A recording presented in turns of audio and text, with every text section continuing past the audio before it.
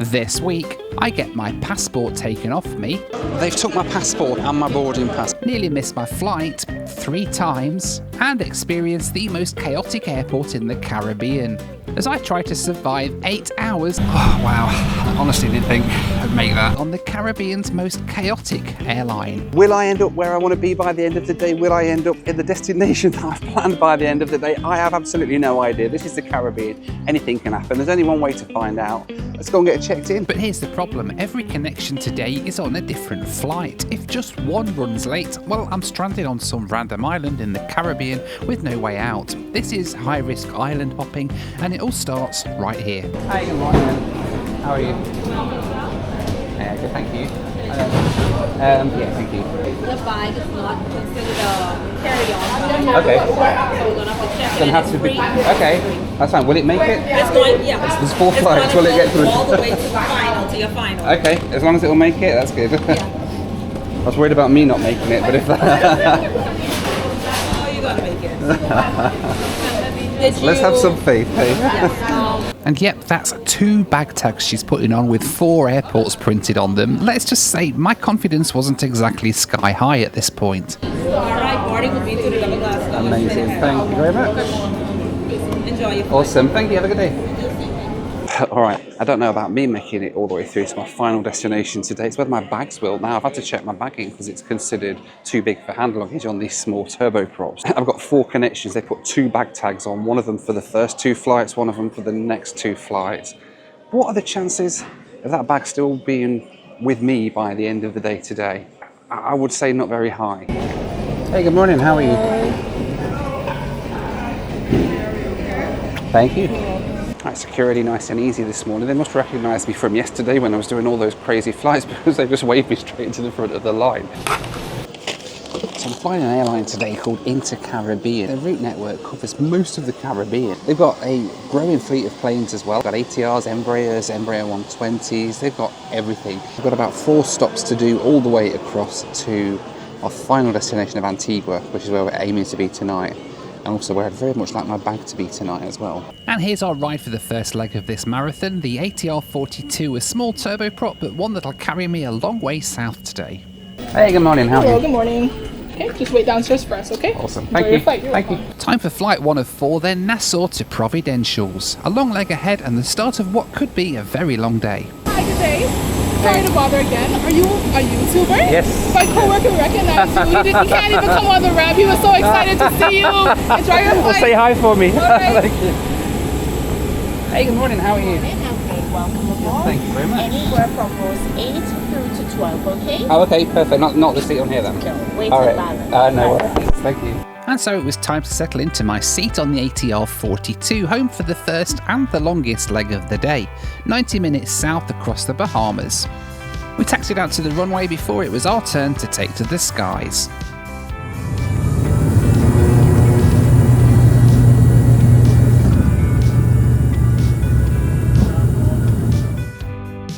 Leg 1 today then will take me down to the town of Provenciales in the Turks and Caicos Islands. Flight time today of about 1 hour and 25 minutes. It's about an hour and a half run on our first ride of the day, this ATR 42. The ATR's a cosy little ride, simple cabin, overhead air vents that sometimes work, and of course those endless views. For most of the flight it's just ocean, but every so often a perfect little island appears beneath us. Alright then, we've just started our descent down into Provenciales in the Turks and Caicos. When there is scenery, it's pretty nice. Most of it's like just water and stuff, but every now and then there's a beautiful tropical island. After an hour and a half in the air, we broke through the clouds for our first glimpse of Provenciales, gateway to the Turks and Caicos Islands.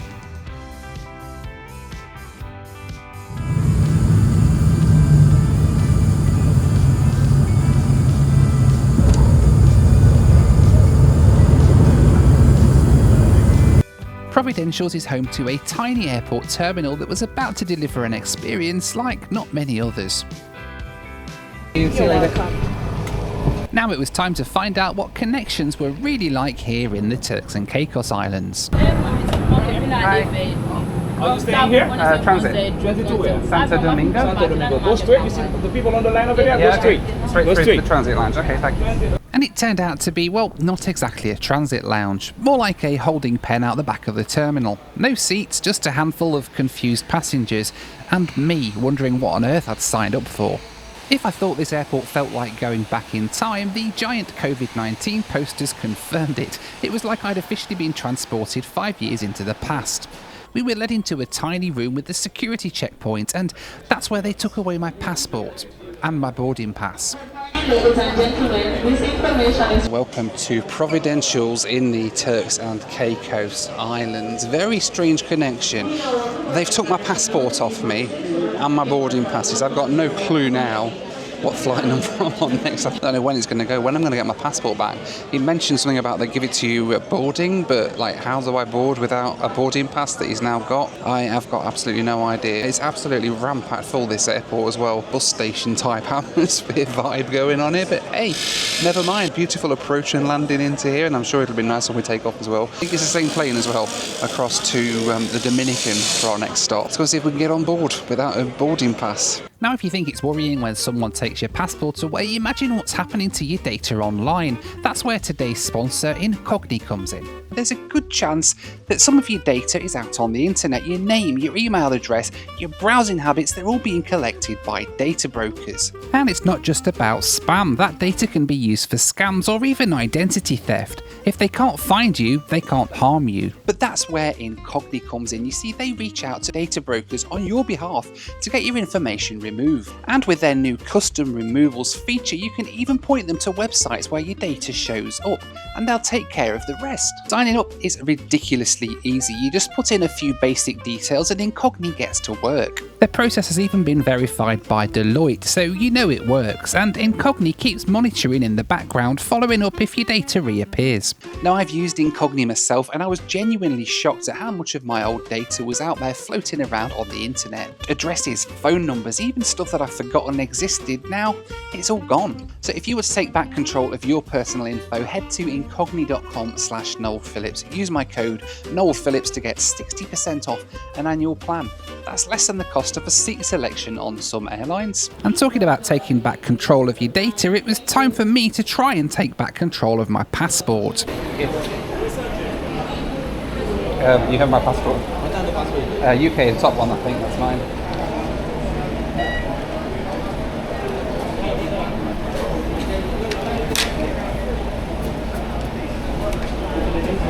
Thank you, just wait here, yeah?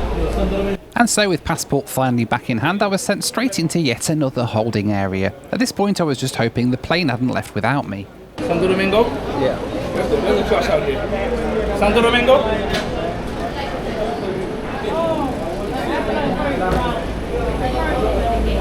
Just make a line out there for me, please. Wait, just here, Stay okay. ready. Thank you. And just when I thought we were finally heading for the plane, nope. Another holding pen. I was starting to feel less like a passenger and more like livestock being shuffled between paddocks. And so at last we made it back to the plane, parked right next to a United flight heading to my home in Houston, and I'll be honest, I was half tempted to just sneak on board that one instead. Yeah, sure thing, thanks.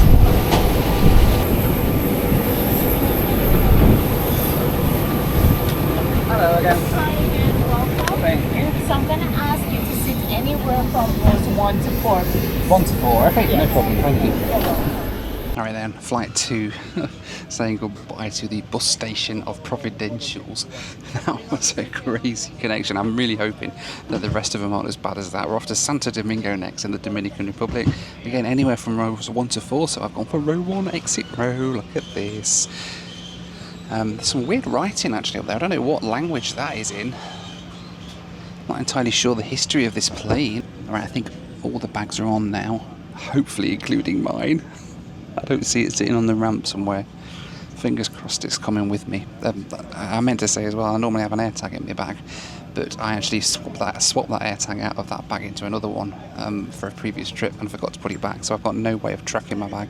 I've no idea where it is. It could be back in the Bahamas enjoying a Bahamas vacation for all I know. But a few minutes later, there it was, my bag, heading up the belt.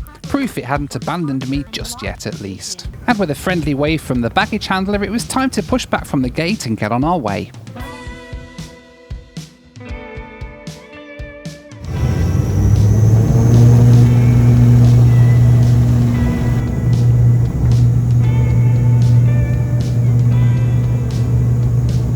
So airborne from the Turks and Caicos Islands, it was time for Flight 2 from Provenciales down to Santo Domingo in the Dominican Republic. Flight time today, 1 hour and 5 minutes. And let me tell you, I'm pretty pleased to be out of that airport. I thought Turks and Caicos was meant to be like a really beautiful destination. Maybe it is outside the airport, but it was just like a bus station. And it was a bit freaky as well when they took my passport and everything off me as well. I thought, crap, what's actually going to happen here? But they ended up giving me my passport back at the gate. Strange. Anyway, hopefully no more shenanigans like that now as we head further sort of south and east across the Caribbean chain. It's a beautiful day out there. Before long we were descending over the Dominican Republic, the chaos of Provenciales behind me and the whole new adventure ahead in Santo Domingo.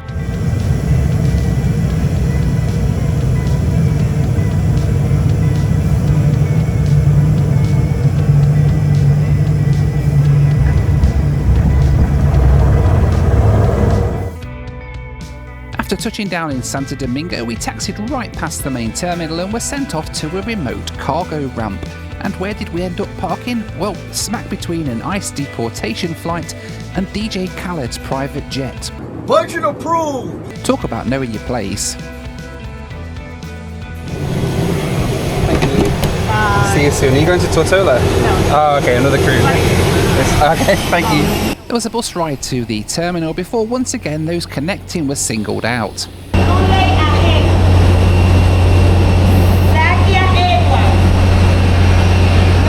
Present. Once the register had been taken, we were led inside where we had to wait for the next leg.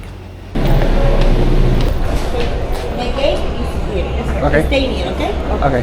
Well, at least they took my passport off me this time. A very short connection now. I've just been able to just grab a bite to eat because there's no food on these flights. I wasn't sure whether we'd get fed, so I didn't bring anything. This is the longest connection I've got, and yet I'm still going to be rushing for this in a minute because they're about to board behind me. Hey, I managed to get a Sani anyway. Next stop is across to Tortola in the British Virgin Islands, and then I think we've got 30 minutes on the ground. It's going to be even tighter there. And then across to our final stop later on today. We'll get there in the end. I'm still worried about my bag though. I saw it got onto that plane. Will it continue on that plane? I don't know. We'll see.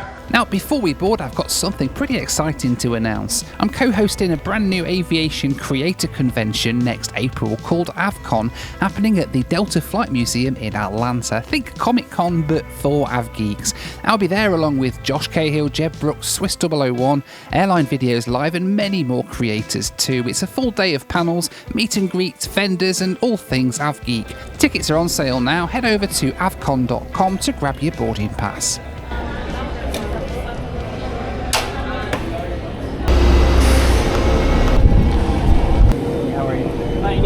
Good, thank you.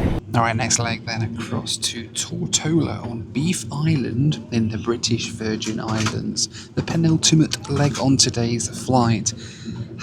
Gladly saying goodbye to yet another bus station here at Santo Domingo. Fingers crossed, I'm expecting that Beef Island might be nice. They might have like roast beef and stuff. That would be good. I've not seen my bag yet get loaded. I'm keeping a beady eye on it.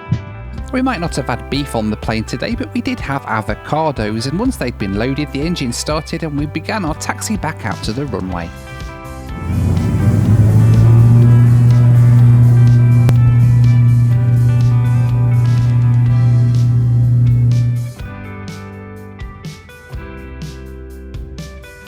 The next leg then took me across to Tortola on the island of Beef Island, a 1 hour and 17 minute flight.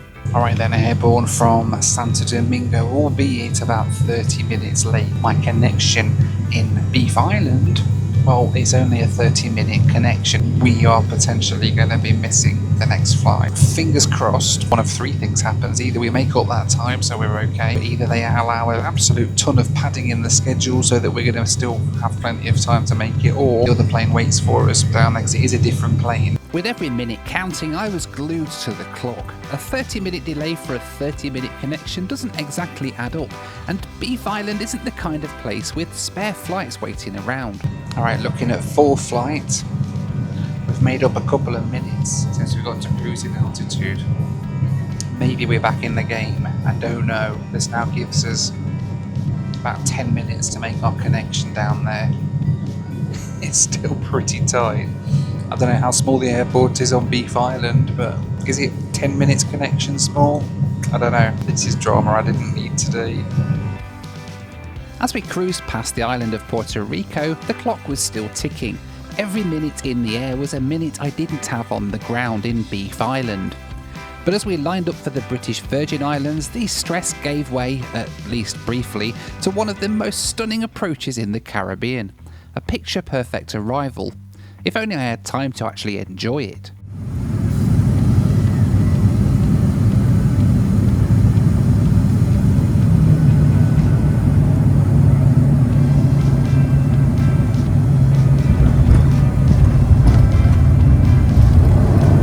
Ladies and gentlemen, we just have landed at Provenciales International Airport in Beef Island. Touching down at Beef Island, I barely had time to think about my tight connection when I spotted it, parked right next to us on the ramp. My next flight, the tiny Embraer 120. If only every connection was this convenient. But of course, this is the Caribbean, and it was never going to be that convenient. Thank you, sir. Have a good afternoon. Just identify with the quality. Antigua, yeah.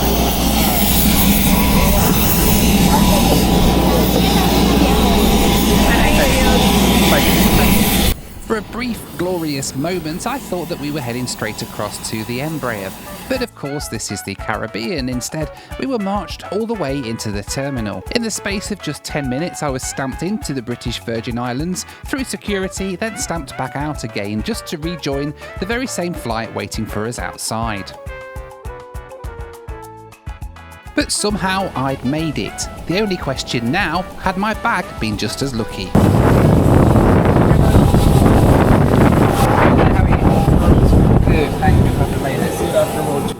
Climbing aboard the rustic old Embraer 120, I could finally relax. Well, almost. Oh, wow. I honestly didn't think I'd make that.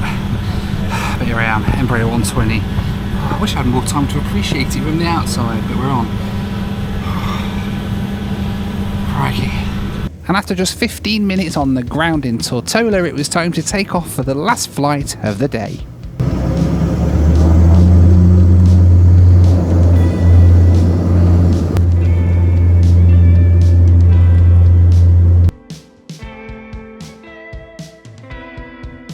The last leg of the day then was a 53-minute hop down to the island of Antigua.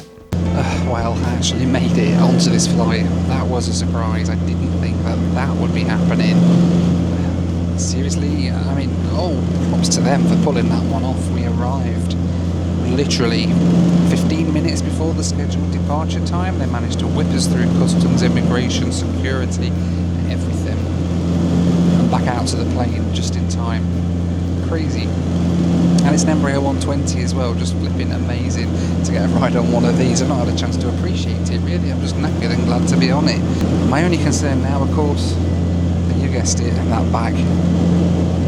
Did that also make it? I mean, theoretically it was going from that ATR just across one parking stand to this plane.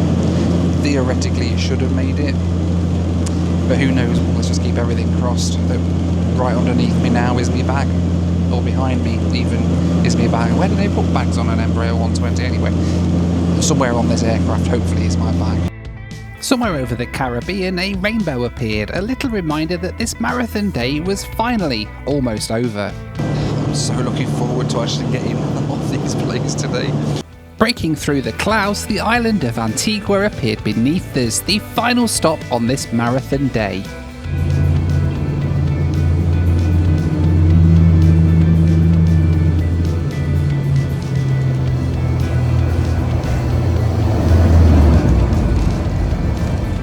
and with a smooth landing, I'd made it, against all odds, right on time.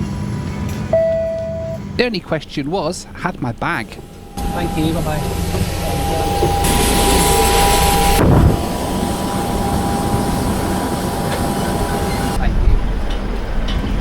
I'd made it all the way across the Caribbean, but the question was, had my bag made it too? Each rotation of this baggage belt felt like another nail in the coffin of my hopes. But then, against all odds, I spotted something on the baggage belt. Shit. I made it. My bag had actually somehow made it. Right, I am legitimately shocked that my bag made it. Look at these tags.